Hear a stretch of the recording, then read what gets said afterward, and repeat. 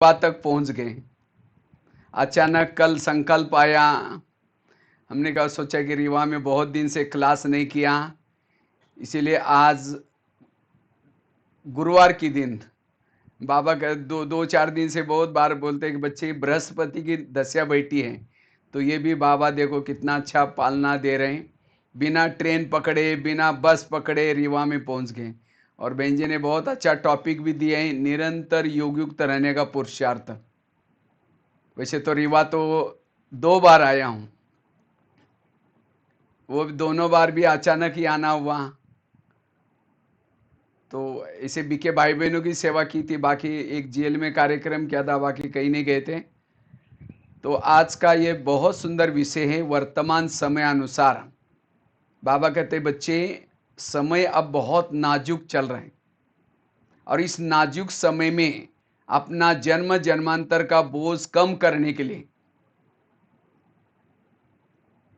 साथ में भविष्य में कोई भूले ना हो, इसके लिए निरंतर बाबा की याद में रहूं, क्योंकि याद के द्वारा ही हम पावन बन सकेंगे। याद के द्वारा ही ये जो माया बुद्धि को खराब करती है उसे बच सकेंगे, क्योंकि आत्माओं को सुख चाहिए। जब हम अति इंद्रियों से भी अतीत सुख आत्मा लेती है, तो इंद्रियों का सुख फीका लगता है, और वो अति इंद्रिय का सुख एक परमात्मा के याद के द्वारा ही मिल सकता है। इसीलिए हमें क्या करना है, बाबा को याद करने में सदा लगे रहना है, चाहे बैठ करके योग, चाहे कर्मों में भी योग। जितना बैठ करके योग लगाएंगे, कर्मों में योग लगाएंगे, उतना इस विकारी दुनिया की बातों से, साधनों से, आकर्षणों से बच सकेंगे। नहीं तो आजकल माया ने ऐसे ऐसे साधन बनाए जो हमारे निगेटिव संकल्प चलते, व्यर्थ संकल्प चलते। इसलिए योग ही, मुझे लगता है रोज की मुरलियों में योग के ऊपर कितना बाबा समझाता है, बच्चे योग लगाओ। कल की थी, ज्ञान से फेल नहीं होंगे, लेकिन अगर योग नहीं है तो फेल हो जाएंगे। योग नहीं है तो फेल हो जाएंगे। इसीलिए योग, बाबा योग के ऊपर अटेंशन दे रहे हैं। इसलिए हमें निरंतर योग युक्त रहना है। तो निरंतर योग युक्त रहने से सेवा भी होगी, प्रकृति को आप पावन बना सकेंगे। निरंतर योग से विकर्म भी कम हो जाएंगे। निरंतर योग से उपराम हो जाएंगे, एवरेडी बन जाएंगे, वाइब्रेशन फैलेंगे, मनसा सेवा करेंगे। योग से बहुत बड़े फायदे हैं। इतना ही नहीं, योग से ही आपका आत्मा का दीपक निरंतर जागृत रहेगा। जैसे अंधेरे में कोई दीपक जगता है तो सबका ध्यान उधर दीपक की तरफ जाता है। इसी तरह जितना आत्माभिमानी स्थिति में रहेंगे, बाबा की याद में रहेंगे, तो लोग ऑटोमेटिकली सेंटर पर आएंगे, बुलाने की जरूरत नहीं है। इसलिए निरंतर याद। तो निरंतर याद में रहने का हम पुरुषार्थ कैसे करें? उसके लिए सबसे पहली बात, अगर निरंतर योग युक्त रहना है, उसके लिए निश्चय चाहिए। तो रीवा वालों को तो निश्चय तो है ना, सभी का है निश्चय। वैसे तो रीवा वाले तो बहुत पुराने हैं। देखो आपके क्लास में जैसे मैं बैठा हूं, अनुभव कर रहा हूं, सभी भाई बहनों के बीच में बैठ करके क्लास सुना रहा हूं। तो रीवा वाले सभी निश्चय बुद्धि हैं। हाँ, हाथ खड़ा करना वहां से। चलो, निश्चय मतलब ये नहीं, निश्चय अर्थात अब घर जाना है, सतयुग आने वाला है, ये दुनिया जाने वाली है। बस हमें क्या चाहिए, अब 2 रोटी चाहिए जीने के लिए। मेरा मूल मकसद है बाबा का संदेश देना, अपनी अवस्था बनाना। जिसका निश्चय है उसका बुद्धि का योग इस दुनिया से टूट जाएगा और बाबा के तरफ लग जाएगा। अगर मेरी बुद्धि यहां आकर्षण होती है, बार बार टूटती है, तो इसका मतलब मेरा निश्चय कम है। जिसका निश्चय कम है उसकी योग युक्त स्थिति नहीं बनेगी। तो योग युक्त बनने के लिए हमारा निश्चय चाहिए सबसे पहला, और जिसका निश्चय होता है वही योग युक्त बन सकता है। इसलिए निश्चय बुद्धि बनने की जरूरत है। जितना निश्चय बुद्धि उतना योग युक्त। तो चिंतन करो, बाबा जो सुना रहा है वो ठीक है, नहीं तो जैसे कृष्ण अर्जुन को कहता है, हे अर्जुन तुम ये युद्ध कर, युद्ध से भागो नहीं। अगर युद्ध करेगा स्वर्ग में जाएगा। वो कहता है मुझे स्वर्ग नहीं चाहिए, इतने लोगों को मार करके अगर मुझे संबंधियों को मार करके स्वर्ग मिलता है, वो स्वर्ग मुझे नहीं चाहिए। क्योंकि उसका निश्चय नहीं बैठा, 18 दिन तक लगा उसको। आखिर कृष्ण ने अपना स्वरूप दिखाया, मैं तुमको कहने वाला कौन। और तब जाकर के चरणों में पढ़ करके कहता है प्रभु प्रभु प्रभु करके मगन हो गया। इसी तरह यहां कौन कह रहा है? स्वयं बाबा कह रहे हैं। यहां कोई बहने संदल पर बैठ करके डायरेक्शन नहीं दे रहे, स्वयं सर्वशक्तिवान बाबा कह रहे हैं। तो जिसका निश्चय है वही योग युक्त बन सकता है। जिस सेंटर पर आते हैं, जिस बाबा के ज्ञान में आते हैं, यहां आने वाला उनका नाम युगों युगों तक शास्त्रों में लिखा जाएगा। जब तक चांद सितारे रहेंगे तब तक उनका नाम अमर रहेगा, जो इस ज्ञान में चलने वाले हैं। अभी भी हनुमान गणेश किसका ना ये है। इसलिए निश्चय ही चाहिए। जिसका निश्चय है अब दुनिया परिवर्तन होने वाली, अब घर जाना है, वो सदा ही घर जाने की तैयारी करेंगे। जैसे कोई किसी को यात्रा में जाना होता है, तैयारी करते हैं। इसीलिए निश्चय बुद्धि बनो, तब निरंतर योग लगेगा। दूसरी बात है, अगर निरंतर योग युक्त बनना है उसके लिए ट्रस्टी बनो, गृहस्थी नहीं बनो। जो गृहस्थी है उनका योग नहीं लगेगा। ट्रस्टी बनो। आप सभी रीवा वाले नहीं आए, पिछले जन्म में रीवा वाले थे, 83 वाले जन्म में। अब आपका 84 वाला नया जन्म हुआ है। आप सभी मधुवन से बाबा ने आपको वहां भेजा है, रीवा में। घर में नहीं रहते हैं, सेवा केंद्र है आपका। जैसे बहनें सेवा केंद्र पर रहती हैं, आप लोग जब आते हैं कितनी अच्छी सेवा करते हैं आप लोगों की। आप लोगों के साथ प्यार है, स्नेह है, लेकिन लगाव नहीं है। इसी तरह जिस घर में रहते हैं उस घर से, घर की वस्तुओं से, घर के लोगों से लगाव नहीं रखो। भले प्यार करो, प्यार से रहो।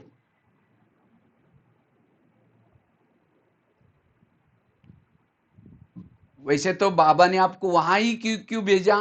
क्योंकि वहां उस पति के साथ, उन बच्चों के साथ, उन पड़ोसी के साथ इस जन्म का आपका बहुत हिसाब है। बस वो हिसाब चुक्त करेंगे तभी आप कर्मातीत बन सकते हैं।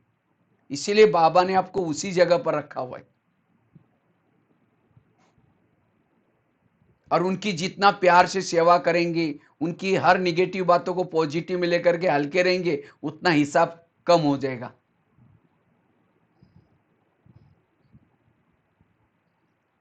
कभी अगर पति तंग करता है तो क्या कहो, बाबा आपने जिस बच्चे की सेवा करने के लिए मुझे भेजा है वो थोड़ा तंग करता है, ऐसा बोलना। हम क्या बोलते, बाबा मेरा पति तंग करता है ना। बाबा कहेगा तुम्हारा है ना, तुम देख लेना, मेरा बच्चा नहीं बाबा, ये आपका। दादी प्रकाश मणि बहुत खुश रहती थी। दादी का महीना चल रहा है ना, पीछे आप देख रहे बैकग्राउंड में हमने दादी स्तंभ भी लगा हुआ है, दर्शन कर लो। दादी की लाइट आ रही, तो दादी हमेशा खुश रहती थी। दादी का खुश वाला एक चेहरा फोटो आप देखा होगा। तो दादी खुश रहती थी। मीडिया वालों ने पूछा दादी जी अपनी इतनी खुश क्यों रहती?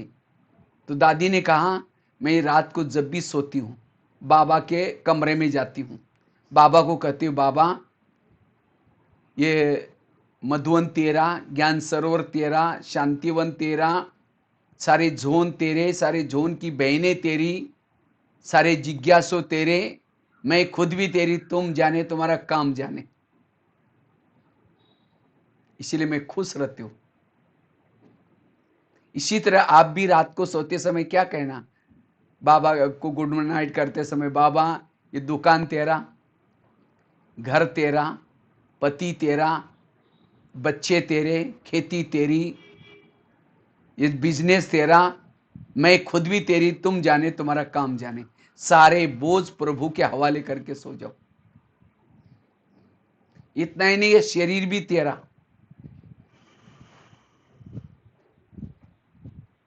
इसलिए इस शरीर का बिल्कुल सारा दिन हमें दुरुपयोग नहीं कर सकते, क्योंकि बाबा का है।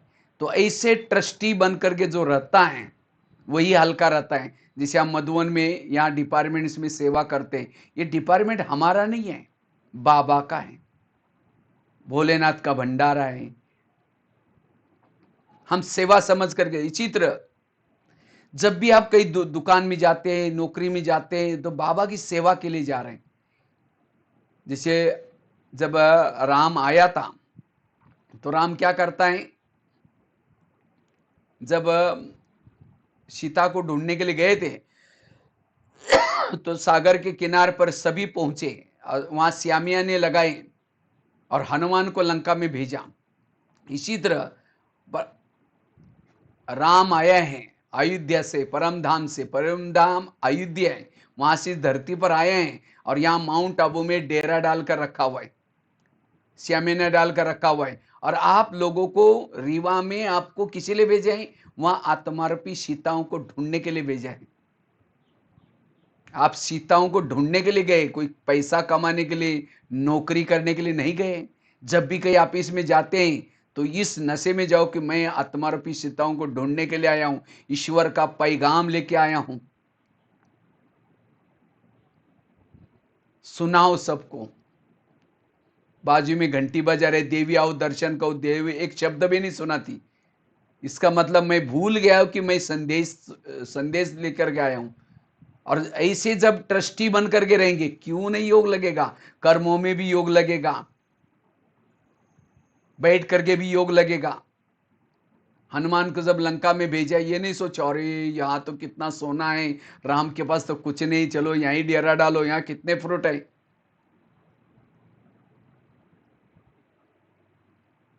इसीलिए हमें भी वहां की कोई चीजों में आकर्षण नहीं, बस केवल मैं वहां रहता हूं, इसीलिए मुझे कुछ करना है, बाकी मेरा मूल मकसद है मैं यहाँ ईश्वरीय संदेश देने के लिए आया हूं। इसीलिए चलते फिरते जब याद रहेगा, ऑटोमेटिकली निरंतर योगी बनेंगे। तो दो बातें बताई, अगर निरंतर योगी बनना है, निश्चय बुद्धि बनो। दूसरी बात, निरंतर योगी बनना है, ट्रस्टी बनो। तीसरी बात है, अगर निरंतर योगी बनना है, आत्माभिमानी स्थिति का पुरुषार्थ करना है। जितना आत्माभिमानी स्थिति में रहेंगे, आप निरंतर योगी बन सकेंगे।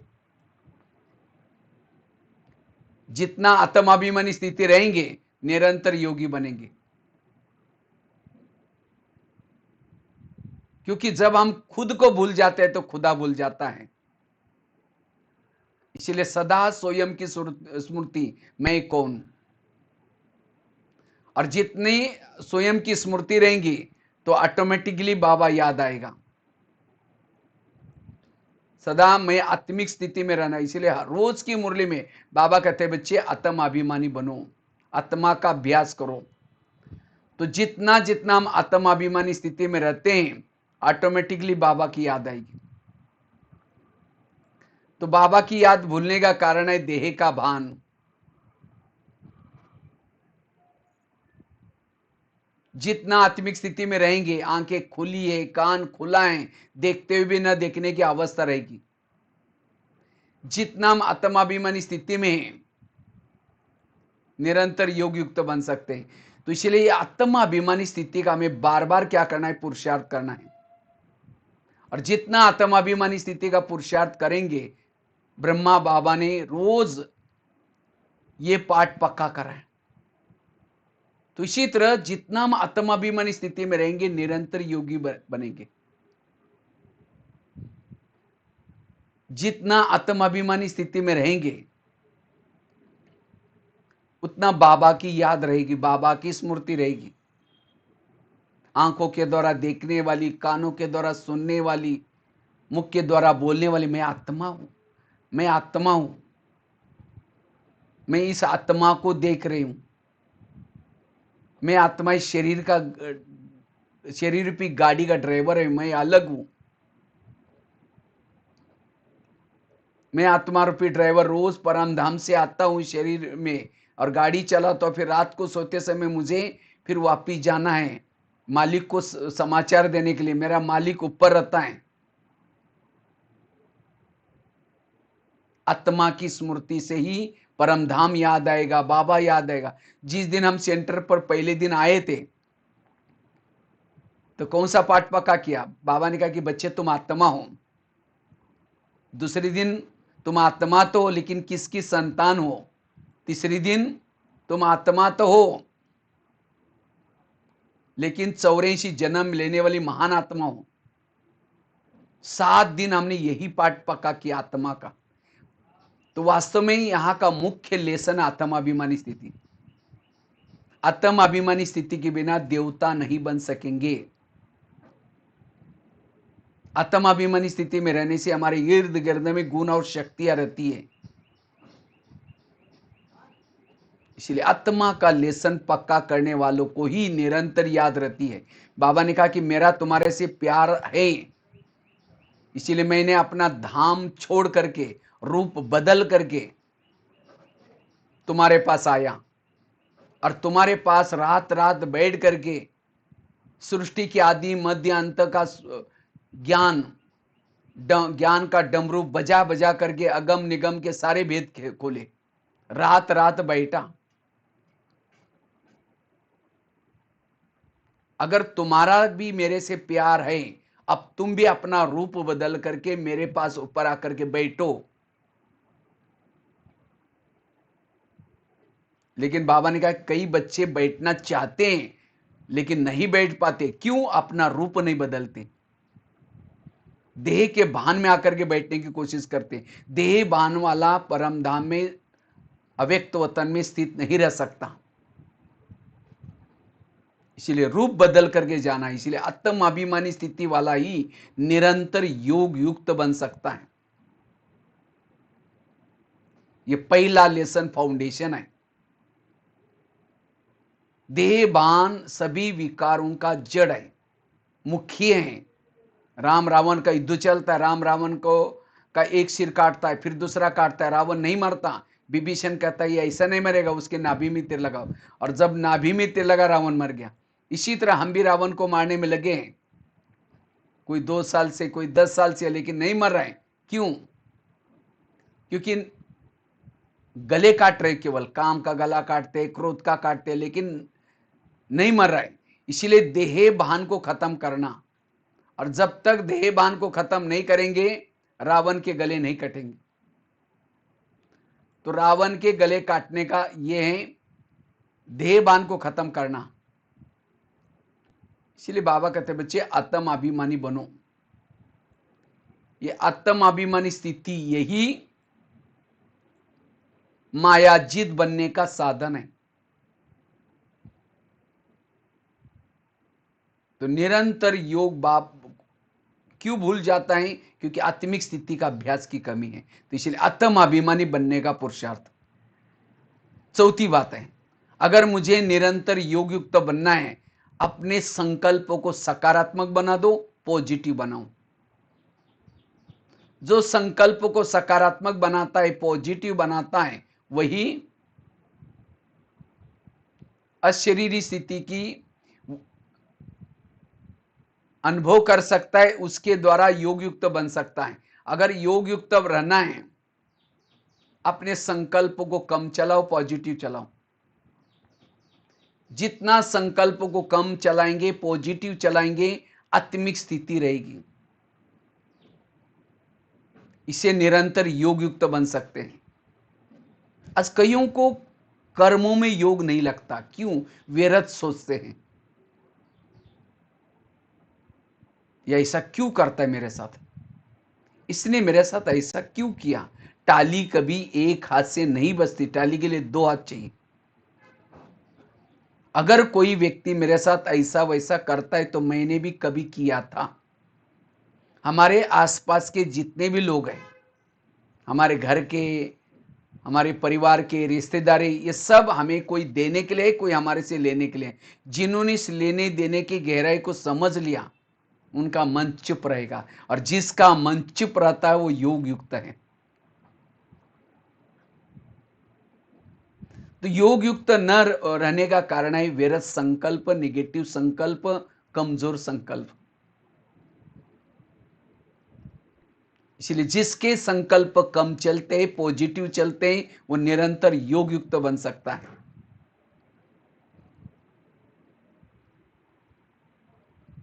जिसके संकल्प कम चलते हैं, पॉजिटिव चलते हैं, उसकी ऊर्जा बचती है। और वैसे तो आजकल के जमाना जो है, कोरोना का समय, बीमारियों का समय, इसमें जितना कम सोचेंगे, पॉजिटिव व्यर्थों से मुक्त बनेंगे, उतना बीमारियों से भी बच जाएंगे। बीमारियों का 70% कारण है नेगेटिव सोचना। अगर व्यर्थ सोचते हैं, इसका मतलब बाबा के ऊपर भरोसा नहीं है, ड्रामा के ऊपर भरोसा नहीं है। भले कुछ भी हो जाए, हम कल्याण की तरफ जा रहे हैं, अकल्याण नहीं है। भले ही इस कोरोना के समय किसी का बिजनेस ठप हो गया होगा, किसी को बच्चे स्कूल में नहीं जा रहे, कहीं जाना आता हो कैंसिल होगा, कुछ भी हो जाए, आपके सामने समस्या नहीं आई, सारी दुनिया के सामने ये पेपर आए। इसलिए हमारा बाबा के ऊपर विश्वास है, बाबा मेरा साथी है, जो होगा सब अच्छा ही होगा। इसीलिए मन को व्यर्थों से बचाना। अन्यथा कहते हैं ना, जिसका पाँव गरम, पेट नरम, दिमाग ठंडा, वहां डॉक्टर आने की जरूरत नहीं। पाँव को गरम रखो, पेट को नरम रखो, दिमाग को ठंडा रखो। लेकिन कभी कभी जो व्यर्थों में चले जाते हैं, पाँव रहते हैं ठंडे, दिमाग रहता है गरम, और ये से बीमारी होने की संभावना, जिसको कहते हैं इम्यूनिटी पावर। इसीलिए वर्तमान समय हमें पॉजिटिव रहना है, और इसके लिए इस कर्म गति को याद रखना। अभी हमारी रिटर्न जर्नी है, सबको जाना है, युग परिवर्तन का समय है। हमने जो एक दूसरे के साथ जो किए हिसाब किताब, उनको चुक्त करना है। हमने किसी को सास बन करके तंग किया होगा, किसी को पति बन करके तंग किया होगा, वो हिसाब किताब लेने के लिए आएंगे, लेकिन हमें वेर सोचना नहीं। कई कहते मैं इसके रास्ते में गए ही नहीं। अभी तो नहीं गए इस जन्म में, पिछले जन्म में तो कभी गए होगे। प्रकृति के साथ हिसाब किताब है। इस कर्म गति को समझने वाला, उनका मन चुप रहेगा, वो योग युक्त रहेगा। जो हुआ अच्छा हुआ, जो हो रहा अच्छा। जीवन की हर घटना में कल्याण है। ड्रामा के ऊपर विश्वास रखना। जीवन में आने वाली निगेटिव बात को क्या बना दो, पॉजिटिव। बुराई को भी क्या बना दो, अच्छा ही बना दो। तब व्यर्थों से मत बच जाएंगे। व्यर्थ सोचने वाला जब योग में बैठता है, लाल लाइट चल रहा है, गीत बज रहे हैं, फिर कहेंगे मेरे साथ ऐसा क्यों हुआ, उसने ऐसा क्यों किया, क्यों बोला। अगर यही संकल्प चलते हैं तो ना बैठ करके योग है, ना कर्मों में योग है। और समर्थ बनने का साधन है ईश्वरीय महावाक्यों का चिंतन करना। जो रोज की मुरली सुनना, मुरली की एक एक मुरली की कीमत लाखों करोड़ है। आप कहेंगे पैसे देते, पैसे नहीं देते। स्कूलों में टीचर कोई बच्चों को पैसा नहीं बांटता, ज्ञान बांटता है। जितना वो ज्ञान लेगा, उतना अच्छे मार्क से पास होगा, फिर नौकरी भी अच्छी लगेगी। इसी तरह युग परिवर्तन के समय ये बाबा ने विद्यालय खोला है, प्रजापिता ब्रह्मा कुमारी ईश्वरी विश्वविद्यालय, और इसी के माध्यम से बाबा ज्ञान बांट रहे हैं। जो जितना लगन से सुनता है, उतना उसके स्वभाव संस्कार बदलेंगे, ऊंच पद प्राप्त करेगा, सत्युग में जाएगा। तो सत्युग की प्रॉपर्टी क्यों मिली? क्योंकि पढ़ाई पड़ी। कई कहते नहीं दीदी हमको दुकान खोलना पड़ता है। दुकान खोलेंगे 1500 कमाएंगे, सेंटर पर नहीं आएंगे, लाखों गवाएंगे। इसीलिए उस दुकान से भी पहले ये 2 कान खोलो। ये दो कान है, ये वहां तो एक ही दुकान है, यहाँ दो कान है। और उस दुकान से कमाए हुआ यहीं रहने वाला है। और इस दो कान से कमाए हुआ ना चोर लूटेगा, ना आग जलाएगी, ना पानी डुबोएगा। इसीलिए रोज हमें ये पढ़ाई जरूर पढ़नी है। और जितना ये पढ़ाई पढ़ेंगे, समर्थ बनेंगे, व्यर्थों से मुक्त बन जाएंगे। भले लॉकडाउन चल रहा है तो भी बहनों ने जो प्रबंध किया है, उस आधार से हमें मुरलियां सुननी है जरूर। और उससे पूर्व आधा घंटे का, अगर समर्थ बनना है, व्यर्थों से मुक्त बनना है, सवेरे सवेरे 3 चीजें करना। अमृतवेला का योग अच्छा, क्लास के पहले योग, और ईश्वरीय महावाक्य रोज की सुनना है, और कुछ एक्सरसाइज भी करना। ये 3-4 चीजें करने वाला व्यर्थों से मुक्त बनेगा, निरंतर योग युक्त रहेगा। इसीलिए व्यर्थों से मुक्त बनने के लिए हमें क्या करना है। और ऐसे भी नहीं समझना कि अभी तो बहुत अच्छा ऑनलाइन में चल रहे हैं, तो ऑनलाइन की मुरली मजबूरी के लिए थी। हमें कोशिश करके संगठन में आना है। जैसे अभी आज कुछ भाई बहने आए हैं, मैं देख रहा हूँ गुरुवार को। तो अगर हमें वहां गवर्नमेंट में अगर ढिलाई दी है, तो हमें सेंटर पर कोशिश करके आना है, और सेंटर पर सेफ्टी के साथ आकर के मुरली सुननी है, तब व्यर्थों से मुक्त बनेंगे। तो 3 चीजें बताई। अगर मुझे निरंतर योग युक्त बनना है, पहली चीज कौन सी बात, कौन सी बताई? 4 चीजें बताई। पहली बताई निश्चय बुद्धि बनना। दूसरी बात बताई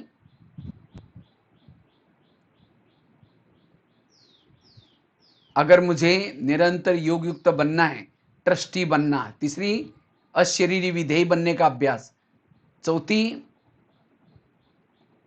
व्यर्थ संकल्प से मुक्त। 5वीं चीज है, अगर मुझे निरंतर योग युक्त बनना है, श्रीमत के अंदर रहना है। जितना श्रीमत का पालन करेंगे, निरंतर योग युक्त बनेंगे। जब हम श्रीमत को भूल जाते हैं, बाबा को याद करना मतलब बाबा के ज्ञान को याद करना, बाबा के श्रीमत को याद करना, बाबा के स्थान को याद करना, परमधाम को याद करना, मधुवन को याद करना,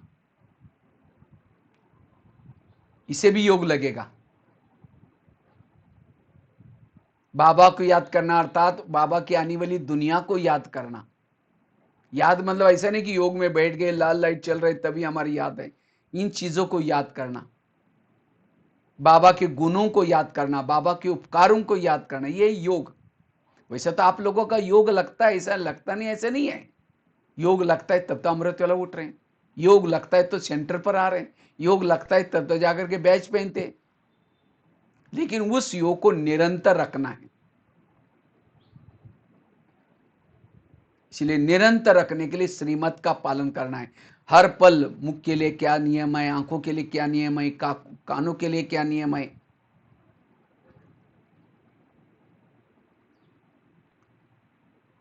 जितना ईश्वरीय नियमों प्रमाण चलेंगे, निरंतर योग युक्त रहेंगे। जैसे कोई भी माँ बच्चों को प्यार करते, कब करते? जब बच्चा माँ का कहना मानता है, सवेरे जल्दी उठाएगी, अच्छे कपड़े पहनाएगी, और कई डायरेक्शन देते हैं, देखो बेटा कपड़े गंदे नहीं करना, पढ़ना, लड़ना नहीं, झगड़ना नहीं, कई डायरेक्शन देते हैं। और बच्चा जाता है, कपड़े गंदे करता है, लड़ता है, झगड़ता है। जब शाम को आता है, मम्मी मम्मी करता है, मम्मी किचन से देखेगी मैंने जो उसको कहा करके आया, नहीं करके बोलेगी तुम चिल्लाते नहीं आई को, अच्छा जाएगी 2 थप्पड़ लगा देगी, मैंने इतना अच्छा कहा तुम गंदा होकर गया। इसी तरह हम भी जितना भी बाबा का श्रीमत का पालन करेंगे, उतना बाबा हमें प्यार करेगा।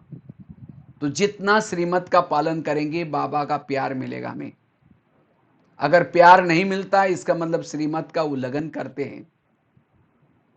क्योंकि योग दो तरफ से होता है। हम कहेंगे बाबा, बाबा भी सामने से कहेंगे बच्चे, लेकिन कब कहेगा? जब श्रीमत का पालन करेंगे।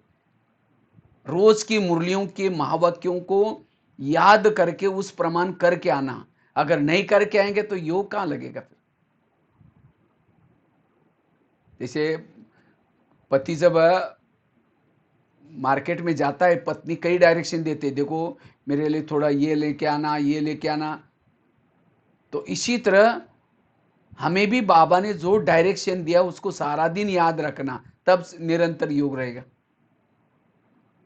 इसीलिए श्रीमत का पालन करना। लेकिन कभी कभी क्यों छोड़ देते श्रीमत को? लोक ला जाते हैं। दुनिया में लोग तो ऐसे हैं, घोड़े पर बैठने में नहीं देंगे, पैदल चलने में नहीं देंगे। इसीलिए कहते हैं ना, सुनो सबकी, करो मन की नहीं श्रीमत की। और जितना श्रीमत प्रमाण चलेंगे, निरंतर योग युक्त रहेंगे। यह पांचवा। छठी बात है, अगर मुझे निरंतर योग युक्त बनना है, उसके लिए पर चिंतन की बातों से बचना है। पर चिंतन करेंगे, योग टूट जाएगा। किसी के भी दोष नहीं देखने, क्योंकि जो दोष देखता है उसके बुद्धि से ज्ञान उड़ जाता है। सरस्वती कहां बैठी है? हंस के ऊपर बैठती थी। हंस अर्थात अंदर बाहर स्वच्छ। कौवे के ऊपर नहीं बैठी। कौवा अर्थात अंदर कुछ बाहर कुछ। कोई बहन या भाई सामने नहीं आए, पीछे से मिलकर के 2-4 जन मिलकर उसकी बुराई करेंगे, वो ऐसी है, ये है, वो है। अचानक आई, ओम शांति, अभी हम आपको याद कर रहे थे, मुख में राम बगल में छुरी। इसलिए मुझे किसी की दोष ना देखने हैं, ना पर चिंतन करना है, क्योंकि एक म्यान में 2 तलवार नहीं रह सकती।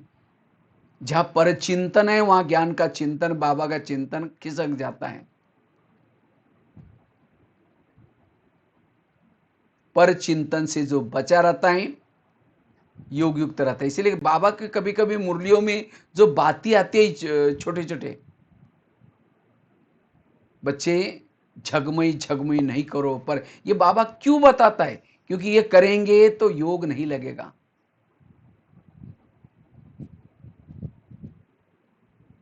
इसलिए पर चिंतन की बातों से बच करके रहना है। जैसे कोई वोमिटिंग करता है, उल्टी करता है, तो कहां जाता है? वॉश बेसिन में जाकर के उल्टी करता है। हम तो नाक बंद करके उसको भगाते, उधर जाओ उधर जाओ। तो परचिंतन भी क्या है? एक उल्टी है, वोमिटिंग है, वो कहां करते हैं? कान में। कान का आकार कैसा है? सुंदर सा वॉश बेसिन है, बीच में एक नली भी है। वो स्थूल उल्टी करता है तो उसको तो भगाते हैं, और यहां कोई उल्टी करता है तो और क्या हुआ? और एक बार अगर किसी की उल्टी कान में डाल दो, रोज आएगा फिर आपके पास, रोज उल्टी करेगा। और जहां उल्टी करते हैं वहां मच्छर मक्खियां पैदा होती है, तो योग युक्त स्थिति कहां बनेगी? बाबा दिल में बैठेगा ही नहीं। अभी महाभारत का समय चालू होने वाला है। 3 एपिसोड होते हैं, एक भागवत, दूसरा गीता, तीसरा महाभारत। कृष्ण जब छोटा था, गोपिकों के साथ भागवत की कथाई की। भागवत मतलब स्नेह प्यार आपस में। फिर बड़ा हो गया, जिसके लिए आया था वो कर्म करने के लिए कुरुक्षेत्र में चला गया। 18 दिन तक समझाया। जब स्वच्छ बना तब उसके रथ में बैठ करके सारथी बन करके उसको विजय बनाया। इसी तरह ये संगम की यादगार है। जब ब्रह्मा बाबा साकार में थे, दादियों को कोई ज्ञान की गहराई नहीं सुनाई, लेकिन क्या किया? स्नेह प्यार दिया। उसको कहते भागवत। और फिर उसके लिए जिसके लिए धरती पर आया था, वो कार्य करने के लिए क्या किया? दादी प्रकाश मणि को निमित्त बना करके जगह जगह पर सेवा केंद्र खोल करके ज्ञान की गहराई सुनाई।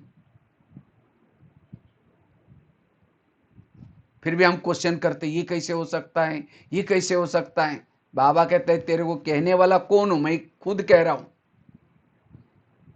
इसीलिए अब हमें परचिंतन की बातें करके अपने दिल को खराब नहीं करना है। दुर्योधन के रथ में नहीं बैठा था वो, अर्जुन के रथ में बैठा था। इसी तरह अगर मेरे अंदर छल कपट, किसी के लिए व्यर्थ बातें हैं, तो मेरे दिल में बाबा नहीं बैठेगा, विजयी नहीं बनेंगे। इसीलिए अब मुझे परचिंतन की बातें सुन करके अपने दिल को खराब नहीं करना है। योग क्यों टूट जाता है? परचिंतन करते, दोष देखते हैं। इसलिए किसी के भी दोष ना देखना, तब योग युक्त स्थिति रह सकती है। थोड़ा सा अमृत वाला उठे, जैसे 84 जन्म की सीढ़ी उतरने के लिए 5000 साल लगे, अब ऊपर चढ़नी है, एक जन्म है। थोड़ा योग लगाया, सीढ़ी ऊपर चढ़ गए। थोड़ा अमृत वाला किया, सीढ़ी ऊपर चढ़ गए। थोड़ा मुरली सुनी, सीढ़ी ऊपर चढ़ गए। थोड़ा सा परचिंतन किया, जितनी सीढ़ी चढ़ी थी नीचे आ गए। यही करते रहेंगे, ऊपर चढ़ते रहेंगे, नीचे उतरते रहेंगे, तो बीच में लटक जाएंगे। इसलिए अब मुझे चढ़ने का ही काम करना है, उतरना नहीं है। योग लगाने के लिए ब्रेकर्स है कुछ, जो बता रहा हूं ना, और मैं कोई क्लास नहीं कर रहा हूं। ये मैंने अपने जीवन में अभी भी इन बातों के ऊपर अटेंशन रखता हूं, तो मेरा थोड़ा योग बाबा से लगता है।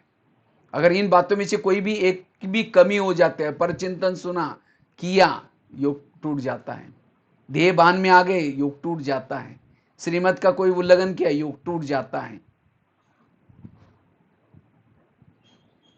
अभी भी कोई मेरा डिपार्टमेंट, मेरा मैं थोड़ा आ जाएगा, योग टूट जाता है। तो मैंने अपने अनुभव के आधार से ये बातें सुना रहा हूं। वैसे तो बातों की तो बहुत गहराई है, लेकिन शॉर्ट शॉर्ट में बता रहा हूं। तो योग टूटने का कारण है परचिंतन, यही छठी बात। सातवीं बात, हमारा चलते चलते योग क्यों टूट जाता है? निरंतर योग रखते रहने के लिए हमें क्या पुरुषार्थ करना है? उसके लिए हमें सारा दिन अपने इंद्रियों पर संयम रखना है। इंद्रियों पर संयम। जिसको इंद्रिया चलाते वो योग युक्त नहीं बन सकता। आंखें जो चाहे देख रहे, कान जो चाहे सुन रहे, मुख जो चाहे बोल रहे, मन जो चाहे सोच रहे हैं, वो योग युक्त नहीं रह सकता। इसलिए अगर योग युक्त बनना है तो शरीर रूपी कर्मेंद्रियों की लगाम को अपने हाथ में रहो, बुद्धि रूपी इसमें हाथ में लेना है। इंद्रियों को मुझे चलाना है, न कि इंद्रिय मुझे चलाए। गीता का टोटल सार यही है। इस ज्ञान का भी टोटल सार है अपनी इंद्रियों पर राज्य करना।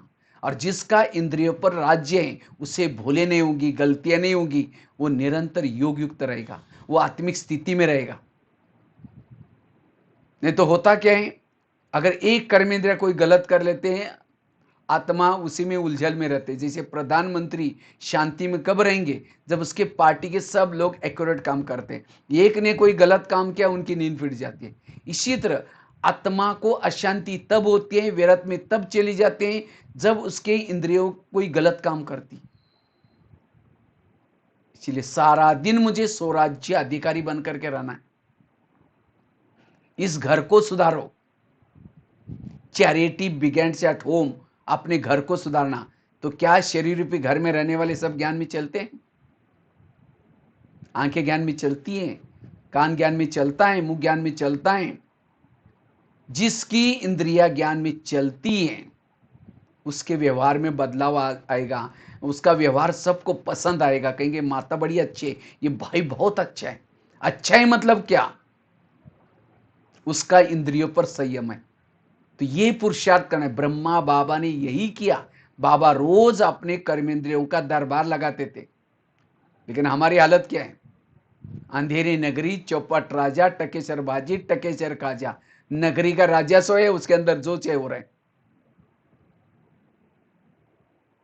इसलिए स्वराज्य अधिकारी है वही योग युक्त बन सकता है, वही भ्रुकुटी आसन पर बैठ सकता है। रोज अपनी इंद्रियों से बातें करो।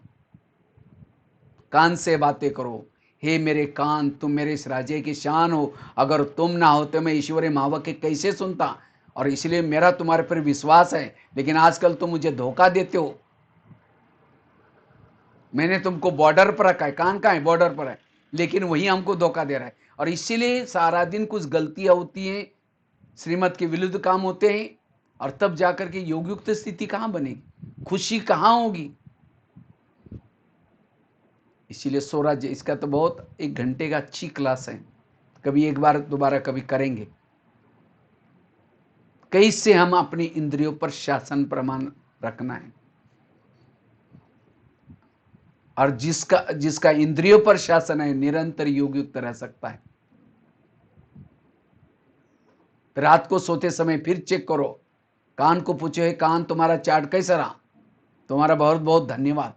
लेकिन 12-1 बजे कोई माता जी आई थी, किसी की परचिंतन की बातें सुना रही थी, तुमने नजदीक जाकर उसके सुना था, तो बताओ, तुमको मैंने सुनने के लिए मना किया था तो भी तुमने सुना, इसीलिए तुम्हारे लिए सजा। कान को काट करके फेंकने की सजा नहीं देनी है, दोबारा मुरली सुनो।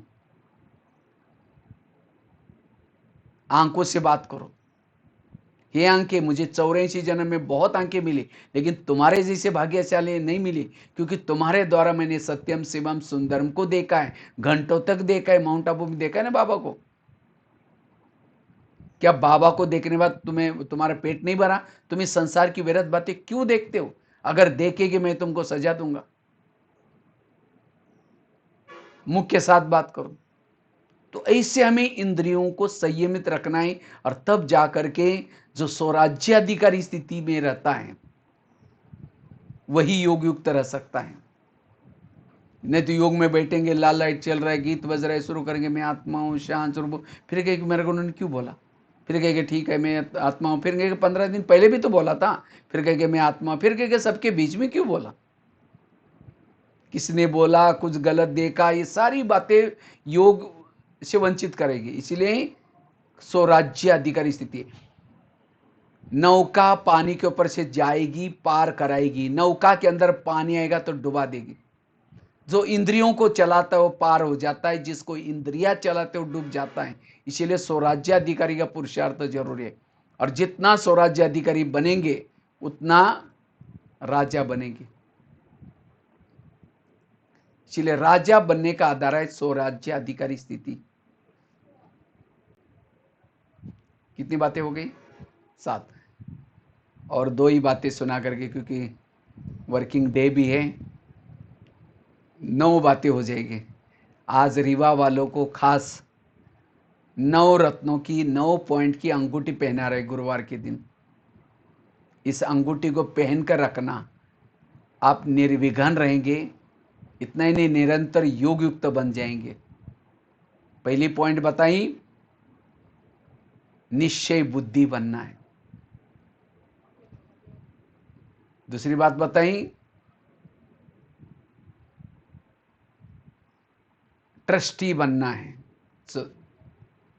तीसरी बताई, आत्म अभिमानी स्थिति का, अशरीरी विधेय स्थिति की स्मृति में रहना है, यह पुरुषार्थ करना है। चौथी बताई, व्यर्थ संकल्प से मुक्त, सदा समर्थ पॉजिटिव सोचना है।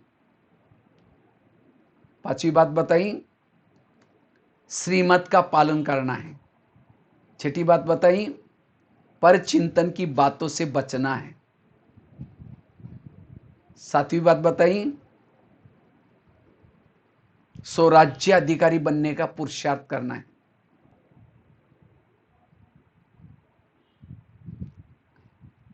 8वीं बात है, अगर मुझे निरंतर योग युक्त बनना है, रहना है, उसके लिए हमें हमारे अंदर की जो कमजोरी है, जो कमजोर संस्कार है, जो संस्कार मेरे जीवन में बार बार रिपीट होता है, उसके ऊपर ध्यान देना है। जितना कमजोर संस्कार के ऊपर अटेंशन देंगे, उतना उस कमजोर संस्कार के ऊपर विजय प्राप्त करेंगे, उतना योग युक्त बन सकते हैं। तो योग युक्त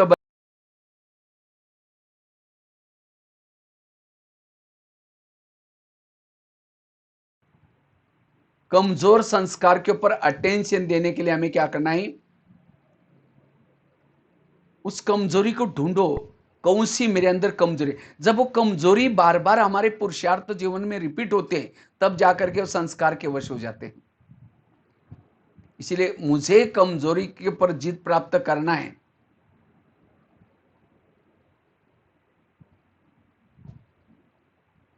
इसके लिए स्वराज्य अधिकारी बनने का पुरुषार्थ, कमजोरी खत्म हो जाएगी। हर एक के अंदर कोई ना कोई कमजोर है। मम्मा मम्मा क्यों बनी थी? मम्मा एक गलती दोबारा नहीं करती थी। आज हम वही कमजोरी के बार बार वश हो जाते हैं, और इसके कारण हमारी खुशी गायब हो जाते हैं। जो कमजोरी के वश हो जाता है वो योग युक्त नहीं रह सकता। इसलिए अगर मुझे योग युक्त बनना है, कमजोरी को बार बार रिपीट होने नहीं देना है। पहले ढूंढो कि मेरे अंदर की कमजोरी कौन सी है। कमजोरी क्या करते हैं? महीना 2 महीना तक अच्छी तरह डट करके पुरुषार्थ करते हैं, कमजोरी के वश हो गए कि कमाई चट हो गए। इसलिए हमें उस कमजोरी के संस्कारों के वश बार बार नहीं होना है। किसी के अंदर काम विकार का संस्कार है, किसी के अंदर का क्रोध है,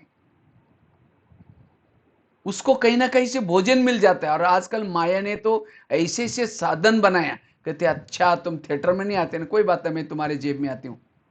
इसीलिए साधनों, और ऐसा भी नहीं कि साधन यूज नहीं करना है। कई कई सेंटर पर मैं जब ऑनलाइन के लिए क्लास के लिए बोलता हूं, तो कई बहनें कहते हैं भाई जी हम एंड्रॉयड बिल्कुल यूज नहीं करते। हमने कहा बहन जी एंड्रॉयड यूज नहीं करेंगे मधुबन से कट हो जाएंगे, क्योंकि हमारा सारा कारोबार आजकल मोबाइल में चलता है। चाहे मुरली भी चल आती है, चाहे ऑनलाइन से भी सेवा हो रही, चाहे कोर्स भी कर रहे हैं, इसी से हो रहा है आजकल। और ये आगे चल करके ये साधन और यूज आएंगे, ये हमारे लिए बाबा ने बनाए। साधनों को पकड़ेंगे काटते हैं, साधन नहीं पकड़ेंगे समाज से दूर चले जाएंगे। इसलिए अपनी स्थिति को बना करके साधन को यूज करो, साधन सेवा करेगा। इसलिए साधन नहीं तो कई देख रहा हूं, कई कुमार कुमारियां ढीली होती जा रही, क्यों? स्थिति नहीं है, तो इसीलिए फिर प्रॉब्लम आ जाता है। इसलिए कमजोरी का भोजन नहीं दो। नहीं तो मोबाइल में गलत चीजें देखेंगे तो विकार को थोड़ा सा भोजन मिल जाता है, वो जागृत हो जाते हैं। इसलिए बार बार संस्कार के रिपीट नहीं, इसके लिए असुरी संघार नहीं बनना है, दृढ़ प्रतिज्ञा करनी है। इसके लिए भी अलग से कभी क्लास लेंगे, इसके अपने कमजोर संस्कार को कैसे हम परिवर्तन करें। तो योग युक्त न स्थिति रहने का कारण है ये कमजोरी बार बार आती है। और आजकल कईयों में अभिमान ज्यादा आ रहा है। अभिमान वाला कभी योग युक्त नहीं बन सकता। अभिमान वाला कभी निराकारी स्वरूप में टिक नहीं सकता।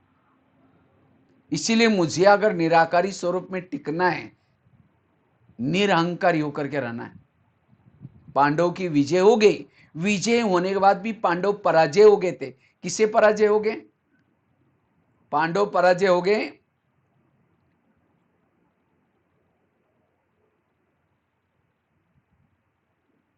अभिमान के कारण। कौरव से तो विजय बने, लेकिन अभिमान के कारण पराजय हो गए। कहते नहीं मेरे गदा के कारण, वो कहता है मेरे तीर के कारण। बारबरिक कहता है, बारबरिक भीम का पोतरा कहता है ना तुम्हारी गदा थी ना तुम्हारे तीर थे। मैं देखता था एक सुदर्शन चक्र आता था, वो सुदर्शन चक्र क्या करता था? गले काटता था। गदा भी थी उसके सामने, चक्र दिखता था, तीर भी थे उसके सामने भी चक्र था। मना पांडवों ने अंत तक कृष्ण को पहचाना ही नहीं कि हमारा बैकबोन कृष्ण है। इसी तरह संगम युग की यादगार है। आज हमारे से सेवा कराने वाला, हमारे से कार्य कराने वाला बाबा है। लेकिन कई ब्राह्मणों ने अंत तक अभी भी बाबा को नहीं पहचाना है। कई कहते मैंने किया, मैं करता हूं, और जो मैं करता है ये अभिमान आता है, निरंतर योग युक्त नहीं बन सकते। इसीलिए बाबा ने कराया, बाबा कराता है। मैंने अपने जीवन से देखा। वैसे तो मैं अभी भाई जी परिचय दे रहे थे, प्रकाश भाई बता रहे थे कि कैसे क्या क्या बायोडाटा में। मैं महाराष्ट्र में एक छोटे से गांव में जन्म हुआ, 11 साल स्कूल भी नहीं गया था। 11 साल के बाद स्कूल में गया।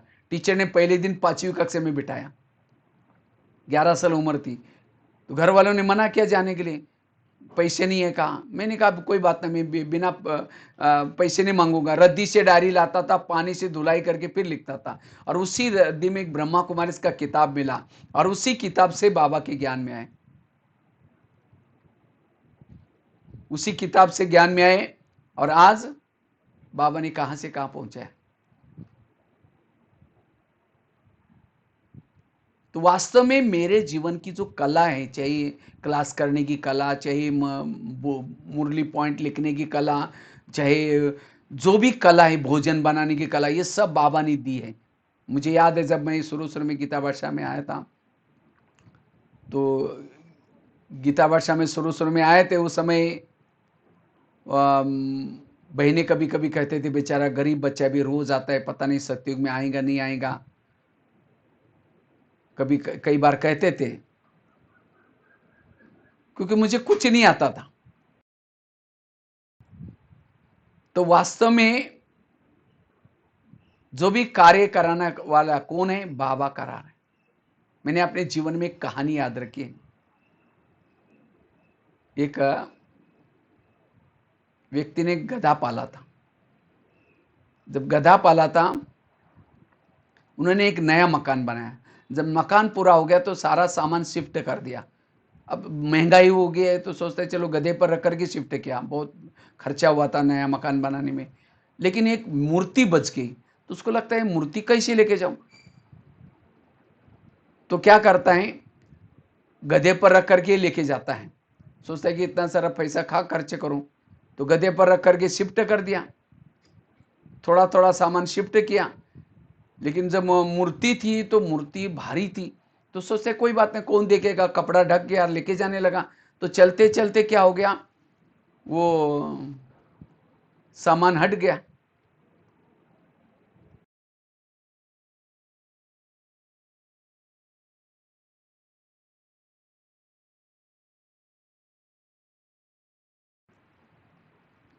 तो सामान उसका हट गया,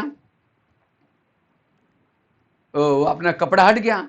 तो मूर्ति का सिर दिखना शुरू होता है। तो उस समय क्या करते हैं, वो मूर्ति को देख करके नमस्ते करना शुरू किया।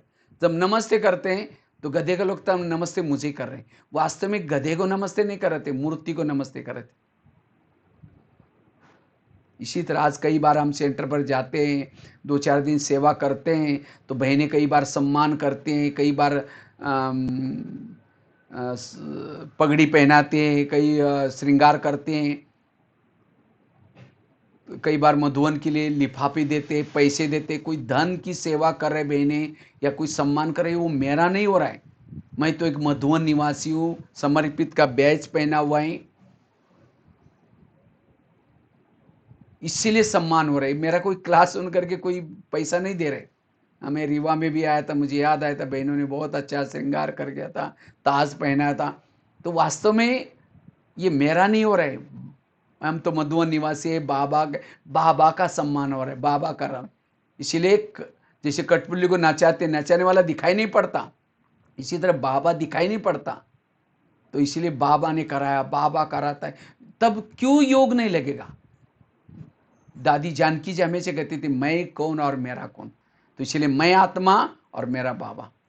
तो सदा हमें क्या करना है, इस अभिमान से मुक्त बनना है, निरहंकारी होकर के रहना है। जितना निरहंकारी, उतना निराकारी स्थिति रहेगी, उतना हम योग युक्त बन सकेंगे। योग युक्त स्थिति क्यों नहीं है?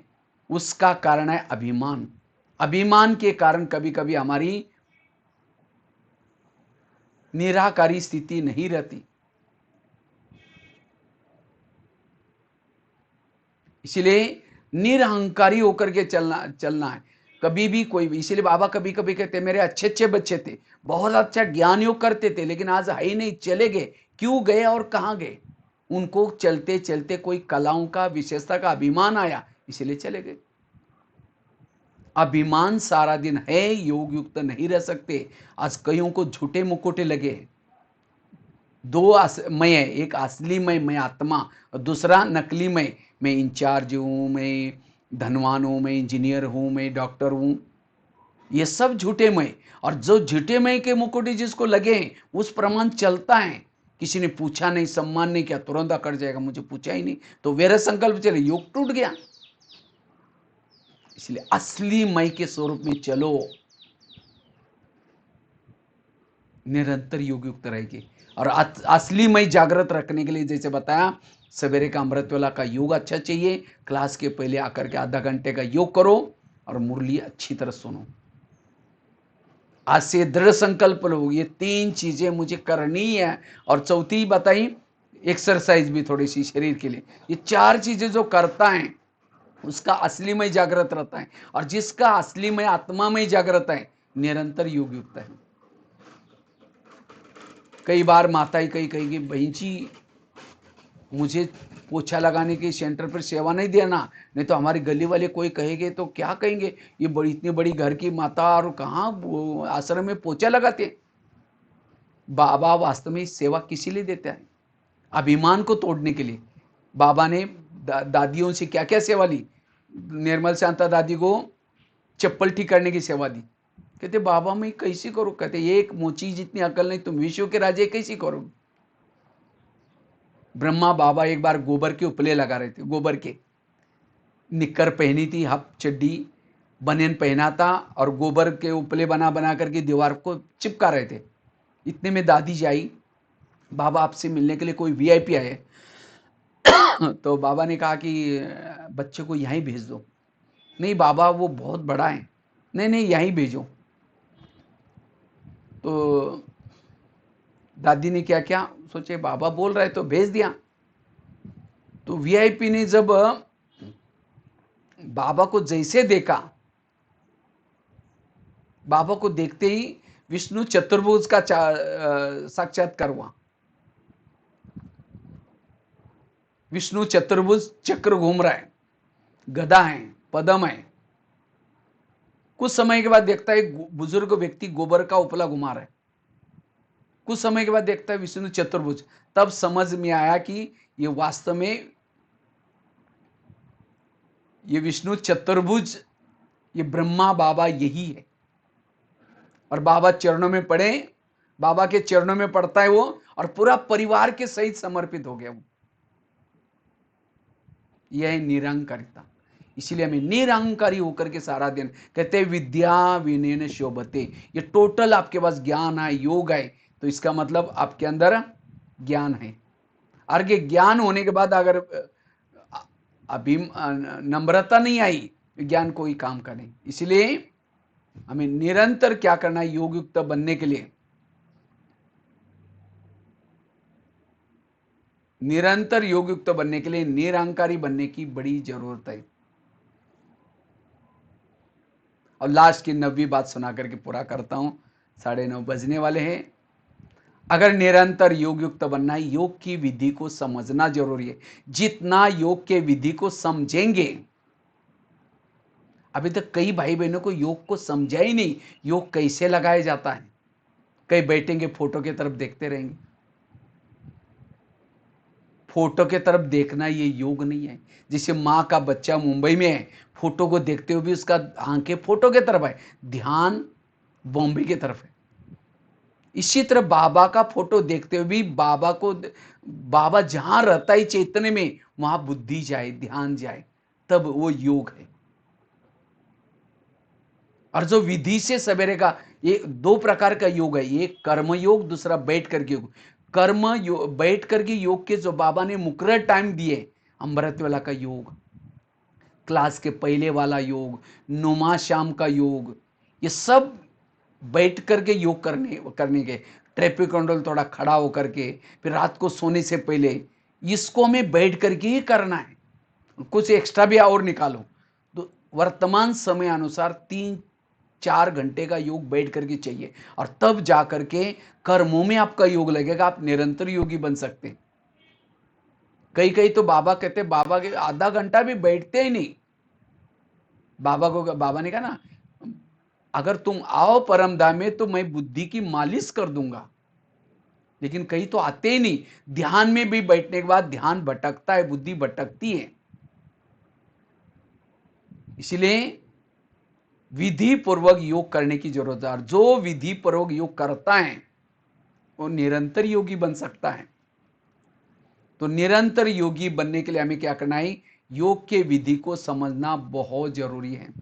और जितना योग के विधि को समझेंगे, योग युक्त बनेंगे।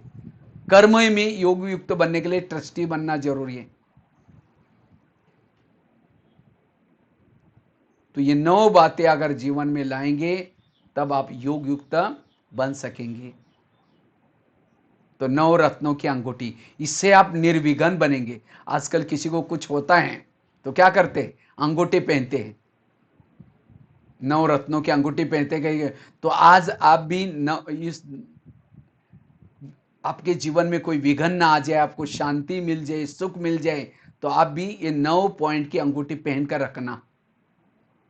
और जितना इन 9 बातों को सारा दिन धारणा में करेंगे, जैसे आजकल ये कंप्यूटर का जमाना है, समझो पेज मेकर की फाइल खोलनी है, पेज मेकर के लिए कुछ सपोर्ट फाइल होती है। इसी तरह योग युक्त बनने के लिए भी ये सपोर्ट बातें हैं। जैसे लंदन जाना है, घर में बैठ करके को लंदन जाना है, लंदन जाना है, लंदन जाना है, पहुंचेंगे लंदन। लंदन जाना है, यहाँ से ट्रांसपोर्ट जाना पड़ेगा, यहाँ से आबू रोड फिर जाना पड़ेगा, आबू रोड से फिर अहमदाबाद जाना है, फिर लंदन। इसी तरह मुझे योग युक्त बनना है तो मुझे निश्चय बुद्धि बनना पड़ेगा, मुझे ट्रस्टी बनना पड़ेगा, मुझे अशरीरी का अभ्यास करना पड़ेगा, मुझे श्रीमद प्रमाण चला। ये स्टेशंस है, योग युक्त बनने के स्टेशंस हैं। अगर इस स्टेशन को फॉलो करेंगे, रोज उसको धारण करेंगे, जैसे कभी आप लोग मधुबन में आते हैं, मधुबन में आते हैं आपकी स्थिति बहुत अच्छी रहती है, क्यों? आप श्रीमत का पालन करते, निगेटिव वेरस नहीं सोचते, तो वो आप रोज की दिनचर्या में करो, क्यों नहीं आप ये कर सकेंगे? इसलिए हमें क्या करना है, इन बातों को रोज की दिनचर्या में अपनाना है, और तब जाकर के निरंतर योग युक्त बन सकेंगे। ठीक है, तो आज आपको ये गरम गरम हलवा, वैसे तो भोग का तो खाएंगे हलवा, आज भी बाबा ने कहा कि अम्मी मरे तो भी हलवा करो, कुछ भी हो जाए तो हलवा करो, तो आज ये आपको ज्ञान का हलवा भी खिलाए। वैसे तो बाबा तो रोज खिलाता ही है, लेकिन बहुत सरल करके, मैंने तो कोई क्लास नहीं किया, लेकिन मुरलियों के आधार से जो बातें योग के बारे में बताए, हमें कोई नया पुरुषार्थ नहीं करना, जो मम्मा ने किया, बाबा ने किया, दादियों ने किया वही नहीं। तो आजकल फेसबुक में, व्हाट्सएप में इतनी कोई चटपटी बातें आ रहे हैं, जो असली जो पॉइंट्स है वो बाजू में रह जाते हैं। इसलिए हमें ज्ञान में मुरलियों के आधार से चलना है, मुरली के अलग से हमें कोई पॉइंट नहीं। तो 9 बातें दोबारा एक बार फिर बताता हूं, पूरा करेंगे। तो पहली बात कौन सी बताई? अगर हमें निरंतर योग युक्त बनना है तो हमें निश्चय बुद्धि बनना है। दूसरी बात बताई, ट्रस्टी बन करके रहना है। तीसरी बात बताई, अशरीरी विधेय का अभ्यास। चौथी बात बताई, श्रीमत का पालन करना है। पांचवी बताई, पर चिंतन से बचना है। कई कई तो क्या होते, कई सेंटर के बहनों के ही दोष देखना शुरू करते, जिन्होंने ज्ञान दिया, जिन्होंने तीसरा नेत्र खोला, कभी उनके दोष देखना शुरू करते हैं। कहते, कईयों को लगता है हमें कोई डायरेक्शन देने वाला, कोई पूछने वाला, कोई ये करने वाला चाहिए नहीं, मुझे फ्रीडम चाहिए। पतंग कहता मैं आकाश छूना चाहता हूं, लेकिन क्या करे, इस व्यक्ति ने मेरा धागा पकड़ा हुआ है। क्यों पकड़ा हुआ है? कई पेड़ों में, कई तारों में अटक न जाए, टूट न जाए, इसीलिए पकड़ा हुआ है। इसी तरह अगर आपको भी बहनें कोई बोलती है, कोई ये करते, क्यों? कहीं टूट ना जाए, कहीं बिगड़ ना जाए, इसीलिए मेरा धागा। अगर पतंग का धागा छोड़ देंगे खुला, आकाश में जाएगा, नीचे आएगा और नीचे आएगा। इसी तरह अगर हमें ढीला छोड़ देंगे, कुछ भी नहीं बोलेंगे, आप नीचे आएंगे। और तो मेरा धागा किसी के हाथ में चाहिए, मुझे कुछ पूछने वाला, डायरेक्शन देने वाला चाहिए। अगर कोई बोलता है तो उसी दिन थैंक यू करके उसको स्वीकार कर लो। इसलिए कभी भी हमें किसी के दोष नहीं देखने। छठी बात बताई, कर्मेंद्रिय पर संयम रखना, स्वराज्य अधिकारी। सातवीं बात बताई, अपने कमजोर संस्कार को बार बार रिपीट नहीं होने देना, निरहंकारी होकर के रहना।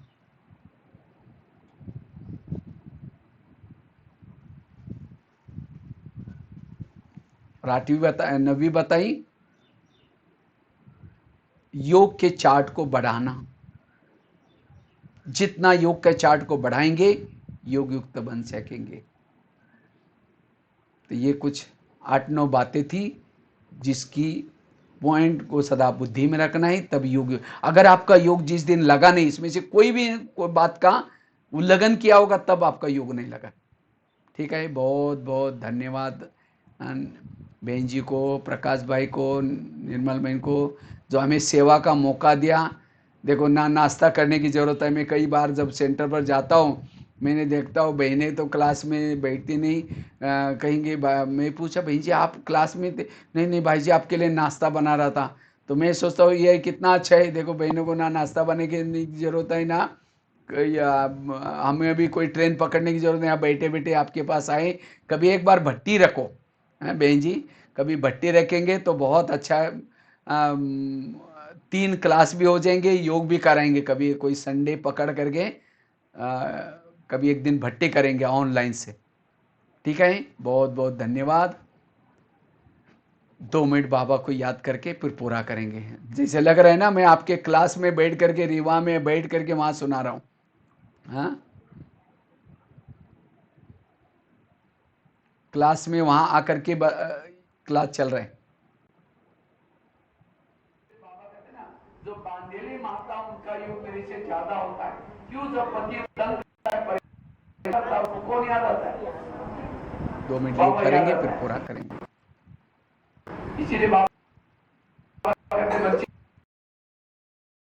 माताओं का योग नहीं करता, बहुत किसे लगाए अपने पति से। तो पति तंग करने वाला चाहिए, प्यार करने वाला चाहिए?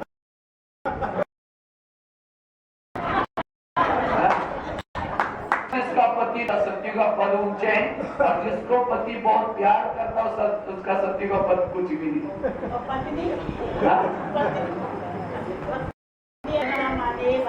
बच्चे ने उसको पति को बहुत अच्छा ऊंचा पद,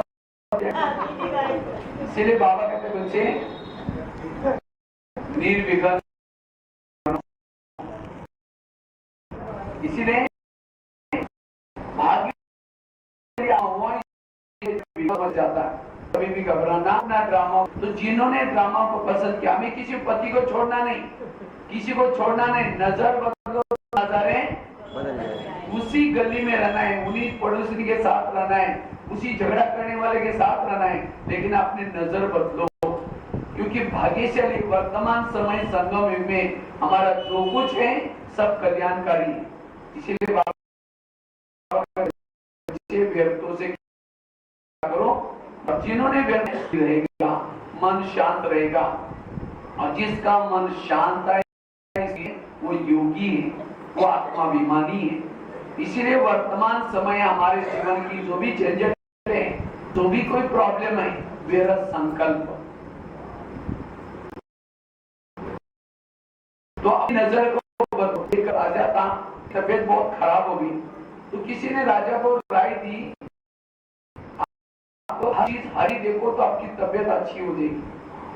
तो राजा ने क्या किया, ऑर्डर किया कि मेरे घर में कारपेट हरा बिछा दो, घर की दीवारें भी क्या बना दो, हरी बना दो। तो राजा तो केवल घर में नहीं रहता था, कहीं बाहर भी घूमता था। तो जहां भी जाए राजा सब पहले ऑर्डर करता था, वहां की दीवारों को हरी बना दो और कारपेट भी हरी बिछा दो। धीरे धीरे पूरा शहर क्या हो गया, हरा हो गया।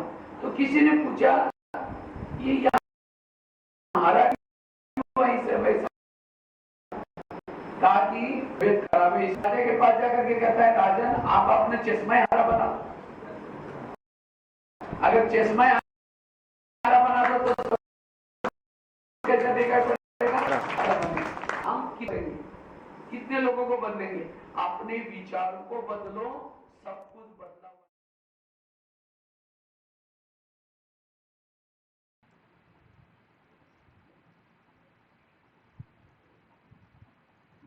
ओम शांति। बहुत बहुत धन्यवाद।